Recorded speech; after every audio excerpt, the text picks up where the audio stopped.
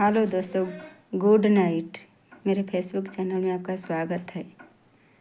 जब राजा दशरथ बूढ़े होई गईलन, मानवा में करेला विचार।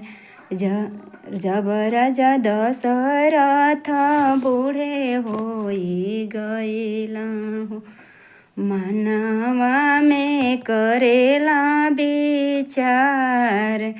किया गति देवो लक्ष्मण शत्रुघ्न, किया गति देवो श्री राम।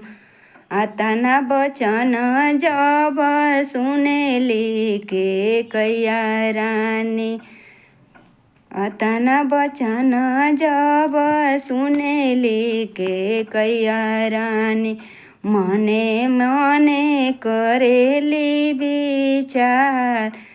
जब राजा दशरथ राम गदी दिहलन, मुँहवो न देख हमार।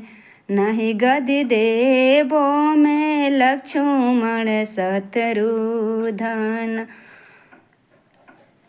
गदी देवो हम गदी देवो श्री राम।